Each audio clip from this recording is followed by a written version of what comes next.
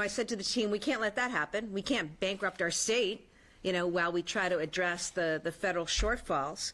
And we all agreed that we were going to work harder than ever to protect taxpayer money, to maximize every single taxpayer dollar allocated in this budget, and that we were going to control spending.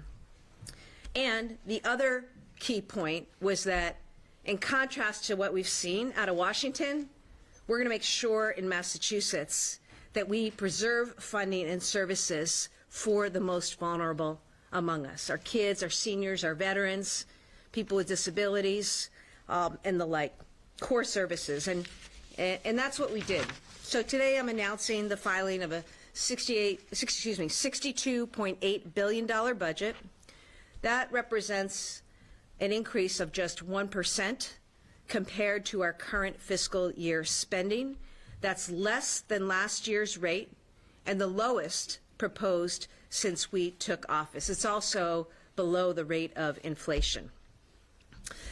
Let me tell you how we did it. The first thing we did is we found efficiencies. We're doubling down on program integrity. We've worked collaboratively with stakeholders to find solutions that save money and protect services. We prioritize public safety and essential services that people depend on. We prioritize the needs of our most vulnerable. We leaned into our affordability agenda because saving money for people is the most important work of our state right now, and frankly, of states around this country. We invested in the things that drive our economy because at the same time we've got to take care of the most vulnerable and we've got to look to lower costs in housing, energy, health care. We also, as a state, have to move forward with a strong economic agenda and investments in the foundations that make our state go. So investments, you'll see, important investments in education and transportation and infrastructure. This budget also does things like improve access and continue to fund access to child care, which, is also a key economic pillar, we know. I said to people last week in my State of the State that my focus was on you, meeting people in this state where they are. And that's why our budget does a few things in particular. It includes the strongest program in the country to keep health care costs low for middle-class families and for small business owners. Despite the wrong-headed and irresponsible cuts by Donald Trump and Republicans in Congress, we're finding a way to provide coverage for people here in Massachusetts and mitigate against that terrible harm. You saw the money that we made available last month to continue to ensure that some 270,000 residents in Massachusetts who are going to lose their health care found a way to keep that coverage going. This is the kind of work that we're doing. In addition to focusing on health care costs, under Phil Eng's leadership, we've had a turnaround at the T. Our budget continues that progress, and it also gives us the funding to fix the roads and the bridges at a faster pace, to get after the issues we're seeing with congestion and traffic and the like. So we're going to continue to make those investments in public transit and transportation infrastructure. It invests in reasonably priced housing that our residents need and need now. It funds more literacy programs.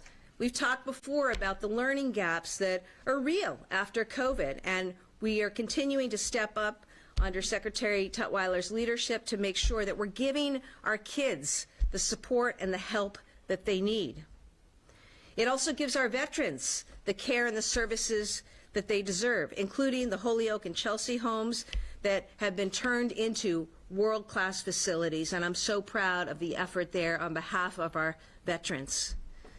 This budget drives job creation across biotech, climate tech, to things like live theater, to support for small businesses, and so much more. Again, it's important in this time with all the bad stuff happening out there and the headwinds that we face as a country, as a state, that we not turn away from the investments that have made Massachusetts stand out. So we're going to continue to lean into those investments. As I mentioned, life sciences, climate tech, as well as new areas like robotics, quantum, areas that help us go and drive this innovation-based, knowledge-based economy.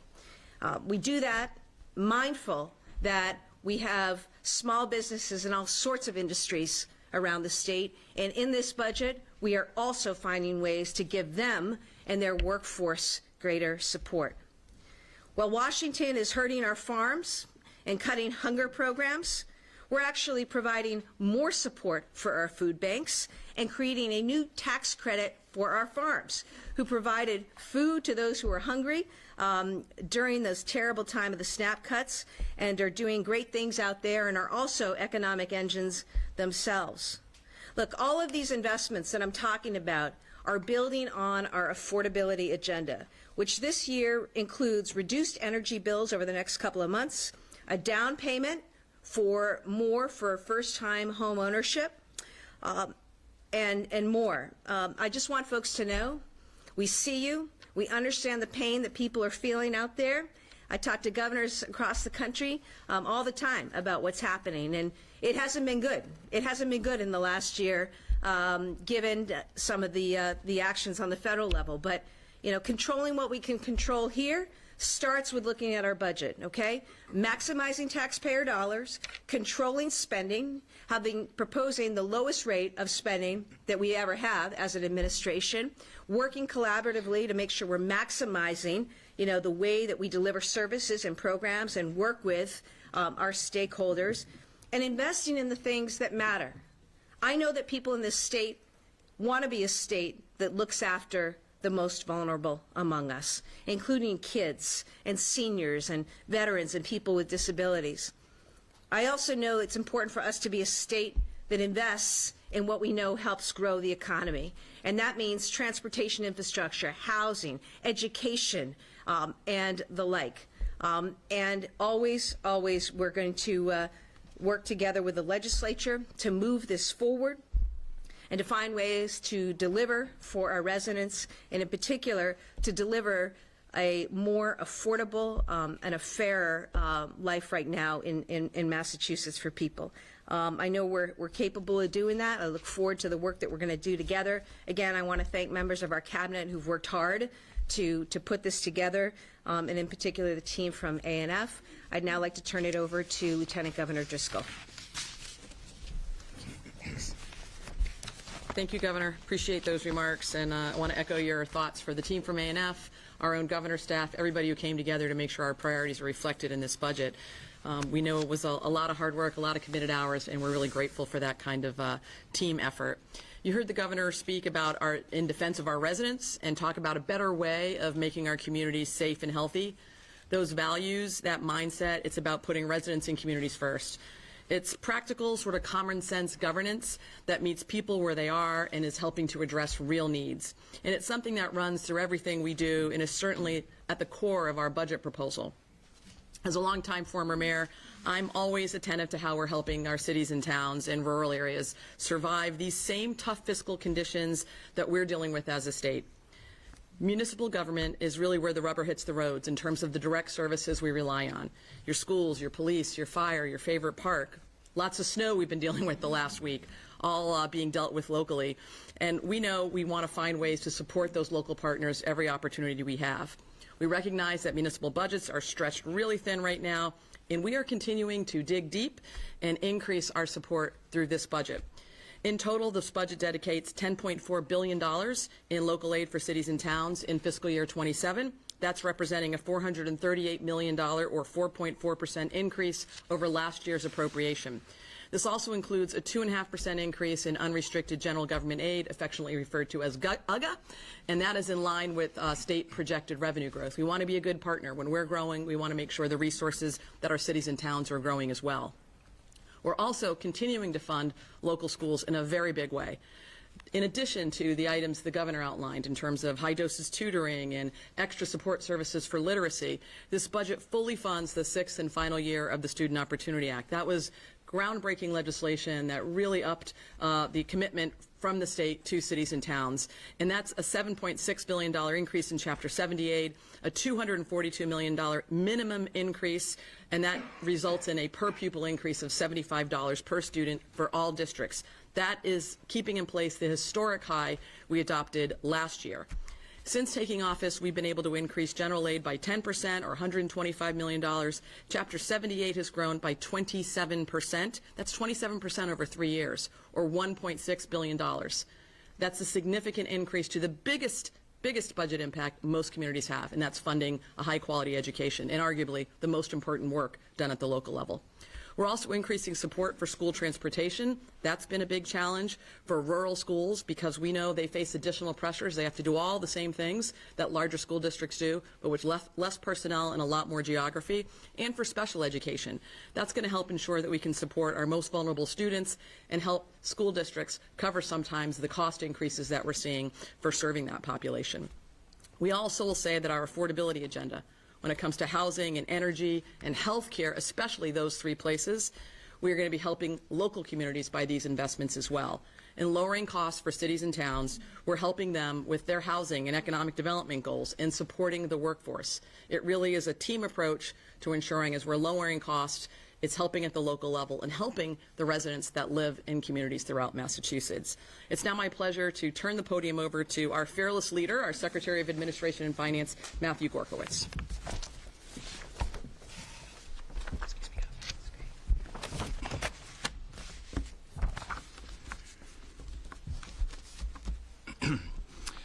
Good afternoon.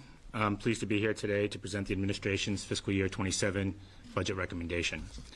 I want to start by thanking my team at A&F who have worked incredibly hard on this proposal. They're all over here on my left. In particular, I want to thank the leader of our budget team, Assistant Secretary Chris Marino, and the head of our legal team, Martha Kwasnick, for the incredible work they've done to lead our team through this process. I also want to thank Governor Healey and Lieutenant Governor Driscoll for their leadership as we crafted House 2 along with their teams.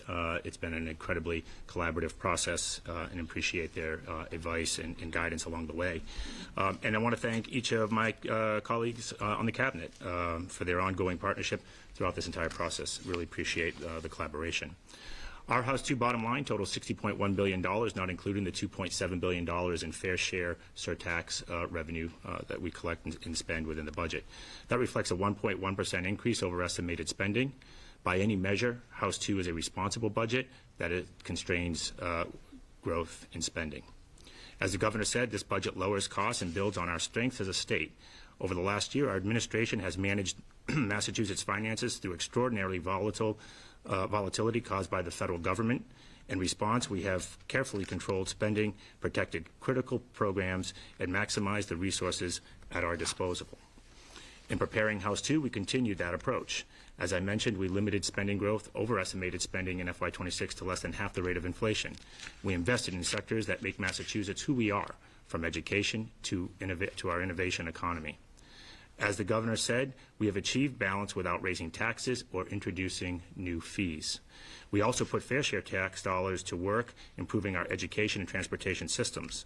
Alongside House 2, we are filing a supplemental budget which will spend $1.15 billion in surplus fair share funds that were left over from fiscal year 25. That includes in addition to the $2.7 billion surtax included in the House 2 budget proposal. These funds will make a difference in every community, from making sure the T runs on time, our roads and bridges are safe, to giving our kids the best possible start in lifelong learning. Between House 2 and our supplemental budget, we are fully funding the T's operating costs, keeping this vital system on stable footing. Additionally, in House 2, we doubled down on another one of our strengths as a state, our strong fiscal policies and management tools. We are doing that by acting on several recent recommendations from the Stabilization Fund and Long-Term Liability Financial Task Force that was recently convened and operated over the last year. This group of state policy experts reviewed our policies and for building reserves and financing long-term commitments. One of the task force recommendations is reflected in House 2 is adding an annual multi-year forecast and economic stress test to our stabilization fund to our annual budget process. Another is providing more recurring revenue stream for disaster relief and resiliency fund, given the disaster relief has emerged as a long-term financial exposure for the state. These policies and others that were recommended by the task force will help the state stay better prepared for possible economic crises. Before I close, I want to emphasize that our team practice thoughtful stewardship of taxpayer dollars across all of the recommendations in House 2. We ensured that each of the $62.8 billion in this budget will make Massachusetts more affordable and resilient against future challenges. Finally, I want to reiterate the guiding principles that were at the heart of our work over the last year. We were focused on making Massachusetts more affordable for everyone and protecting core services, particularly those who are most vulnerable. We're growing our economy and we're continuing to lower costs. With those principles in mind, we took an intentionality and a collaborative approach to crafting a budget that constrained growth and spending, did not raise taxes or fees, and invested in our future. I am grateful to our partnership in the legislature, led by Chairs Michaelwitz and Rodrick, for considering House 2 and for sharing our commitment to Massachusetts' success. My team and I are proud to present this recommendation today, and we look forward to keeping Massachusetts on a strong footing through fiscal year 2027 and beyond. Thank you.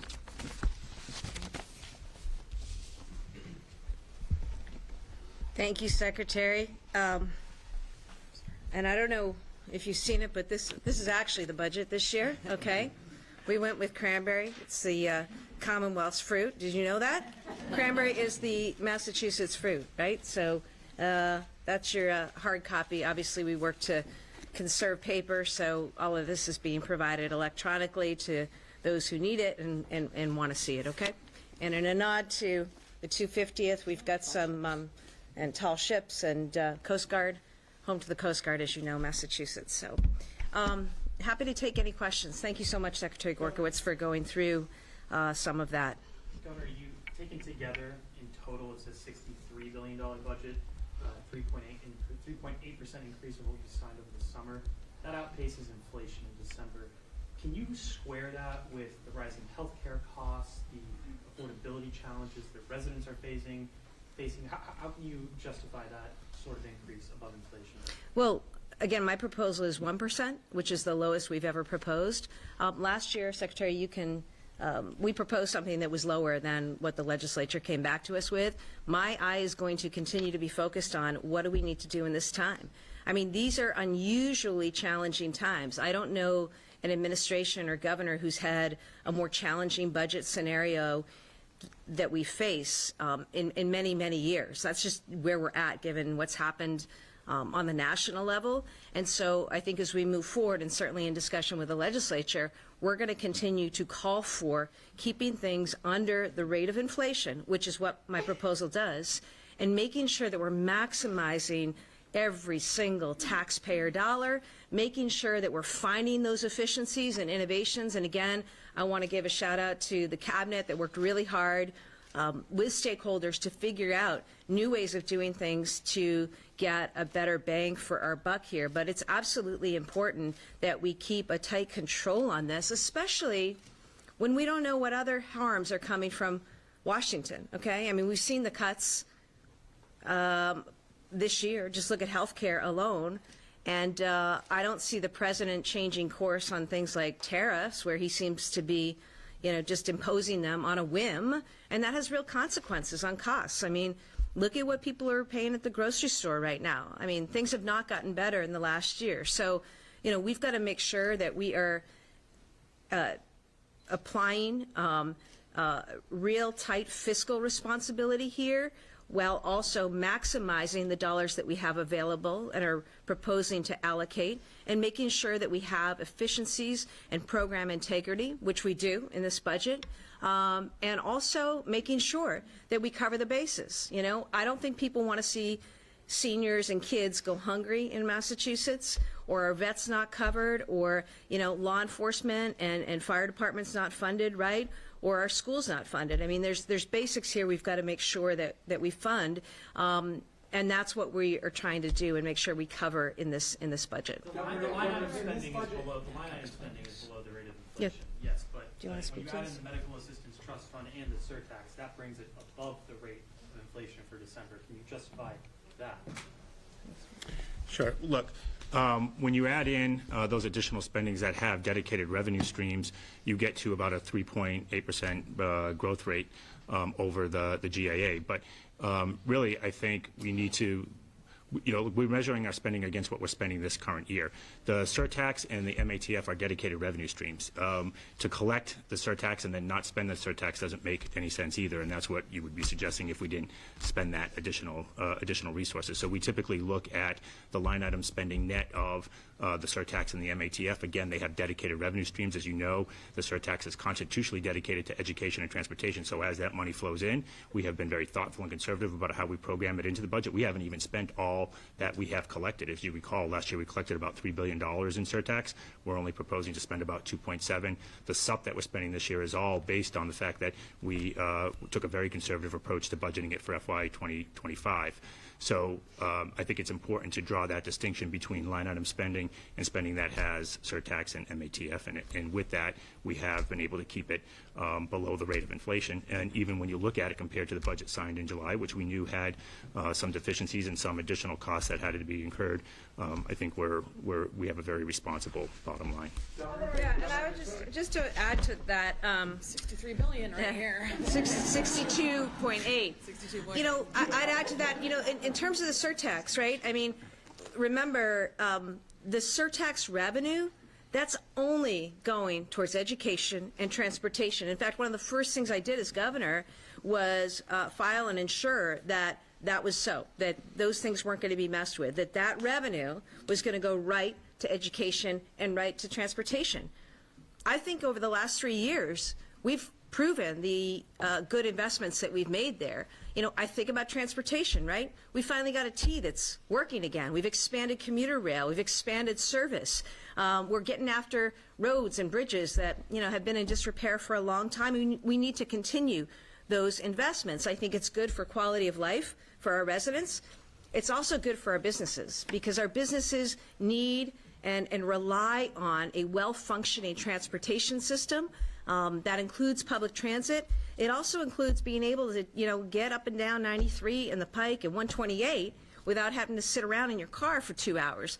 All things and investments that we're going to continue to lean into with this revenue. When I think about education, that's the other part of surtax revenue. I don't think there's a state that's had a better ROI on our education investments. That's why we're #1 in the country across all categories when it comes to education. And it's also a reason why employers recognize and businesses recognize, including ones that moved here recently and others who've expanded a footprint, they want to be in Massachusetts because we have the most educated workforce in the country. And those things don't just happen. And we start at the early end. Remember, we're the only state to continue to fund child care at a COVID level of any state in the country. Nobody else is doing that. To me, that's important because we take care of our little kids, and also their parents are able to go to work. That's a good investment. I think it's a good investment that we've made community college cost-free. I mean, the stories, the number of people I have who are returning for programs and certifications that are then right on this pipeline, right ready for work our employers need in our state, that's a good thing. The investments that we've made the last few years in career technical education in high school, increasing vocational seats, right? We recognize that kids aren't going to leave and, just go to college. We've got kids who are going to leave. Some are going to go to college. Some are going to go right into careers. Others are going to go into the military. Our educational system that we invest in is about setting every child up for success. We've also been able to lower tuition at our state schools, which is a great ROI for us. I think 70% of the kids who attend our state colleges and universities stay right here, grow families here, grow businesses here. So these are the investments that we're making in addition to things that I think are really important around high-dose tutoring and literacy. In terms of the surtax, that revenue that's come in, my job as governor is to take in that revenue and then make proposals and allocate that revenue in a way that I think brings us the best ROI for the state, the best for our residents and their quality of life, the best outcomes for families and the best for economic growth and the trajectory that we want to be on. Governor, between your budget and then the supplemental, your administration would give about $1.1 billion to the T on top of other funding it receives to close the budget gap the second year that the state's done that. Do you think there are steps the administration or the T should be taking to address the root causes of why there are consistent budget gaps as opposed to, giving additional hundreds of millions of dollars every year to close it? Thanks, Matt. I'm going to let Secretary Ng add his thoughts. But I would just say that I think that we've made important investments in the T, important investments in that infrastructure, improvements to the workforce, actually hiring up a workforce, and giving T leadership the resources that they need. And I think, the results show. I mean, to eliminate slow zones entirely in less than 3 years, that's a big deal. To expand service on the T, weekends, late at night, the fare program, we're working through that. These are big things. Opening up commuter rail, right, and more service across the state.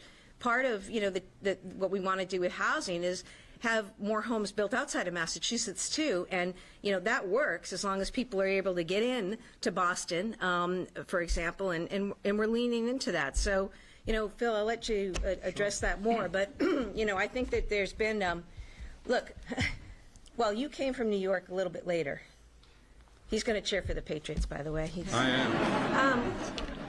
He's a convert. When we started, though, in January of 2023, the first mission was to stop the bleeding. Literally, we had trains on fire. I think we've been able to do that and do that well. There is more work to be done, including addressing, the issues that we addressed last year with the fiscal cliff. We're going to continue